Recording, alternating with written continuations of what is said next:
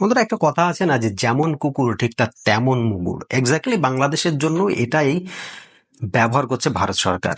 যাই হোক, আপনাদেরকে কিছু ভিডিও দেখাচ্ছি, দেখবেন। ভিডিওটা দেখার পর যদি আমার ভিডিওটা ভালো লেগে থাকে অবশ্যই একটি লাইক করবেন, শেয়ার করে আরো সকলের কাছে পৌঁছিয়ে দেবেন। আর কমেন্ট করতে কিন্তু ভুলবেন না যে এই বাংলাদেশিদের বর্তমানে কি করা উচিত। কুড়িগ্রামে সোনাহাট স্থলবন্দর দিয়ে পোশাক, প্লাস্টিক সহ কয়েকটি পণ্য রপ্তানিতে ভারতের নিষেধাজ্ঞায় আর্থিকভাবে ক্ষতিগ্রস্ত হচ্ছেন ব্যবসায়ীরা। ভারত থেকে আমদানি হচ্ছে শুধু পাথর। এদিকে দীর্ঘ 10 বছরেও ইমিগ্রেশন চালু না হওয়ায় ভোগান্তির পাশাপাশি অর্থ ও সময় অপচয় হচ্ছে ব্যবসায়ীদের। সোনাহাট স্থলবন্দরের সমস্যার সমাধানে সরকারের যথাযথ পদক্ষেপের প্রত্যাশা রাজস্ব কর্মকর্তার। কুড়িগ্রাম প্রতিনিধি MS সাগরের তথ্য ছবিতে আরও জানাচ্ছেন শরীফুল ইসলাম। 2013 সালে দেশের 18তম স্থলবন্দর হিসেবে যাত্রা শুরু করে কুড়িগ্রামের সোনাহাট স্থলবন্দর। ধীরে ধীরে ব্যবসায়ীদের কাছে জনপ্রিয় হয়ে ওঠে এই বন্দরটি। কিন্তু সম্প্রতি এই বন্দর দিয়ে গার্মেন্টস, পোশাক, তুলা, প্লাস্টিক, মেলামাইন, আসবাবপত্র ও প্রক্রিয়াজাত পণ্য রপ্তানিতে ভারতের নিষেধাজ্ঞায় ব্যবসায় নেমেছে ধস। রাজস্ব হারাচ্ছে সরকার।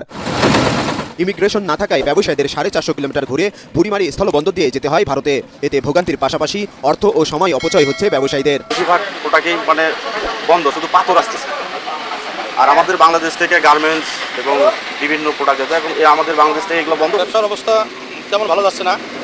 আরও একটা হলো এনডিএর সমস্যা, ইনপুট হচ্ছেই না বলা চলে। আবার ভিসা জটিলতা তো আছে। আমাদের এখানে ইমিগ্রেশন চালু হওয়ার কথা, এর মধ্যে গভর্নমেন্ট চলে গেল, আর তো চালু হচ্ছে না। ভিসা জটিলতার কারণে আমরা আমাদের ইম্পোর্টারদের সাথে দেখা করতে গেলে বুড়িমারি দিয়ে যাই 100 কিলো এখান থেকে আমাদের জার্নি করে। বন্দর কর্তৃপক্ষের দাবি, ইমিগ্রেশন চালু হলে সকল সমস্যার সমাধান হবে। বর্তমানে আমদানি রপ্তানি স্বাভাবিক আছে বলেও জানান তিনি। আমি মনে করি যে ইমিগ্রেশন চালু হলে এটা বেশ ভালো হবে, সুন্দর হবে, এই এলাকার গুরুত্ব বেড়ে যাবে। যেহেতু এখন ব্যবসা চলমান আছে, আমদানি হচ্ছে, রপ্তানি হচ্ছে, সুতরাং ব্যবসার ক্ষেত্রে কোনো বাধা বা কোনো সংকট এই মুহূর্তে নেই। পণ্য আমদানি রপ্তানি কমে যাওয়া ও ইমিগ্রেশন চালু না হয় এই বন্দর থেকে মুখ ফিরিয়ে নিচ্ছেন অনেকে।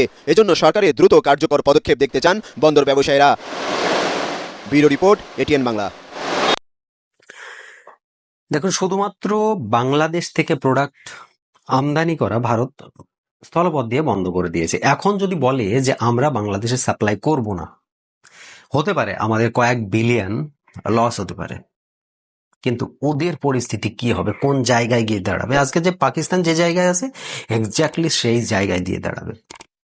যাক, এই প্রতিবেদনগুলো দেখবেন, সম্পূর্ণ ভিডিও লিঙ্ক কিন্তু আমি ডেসক্রিপশন বক্সে আপনাদেরকে দিয়ে দেবো।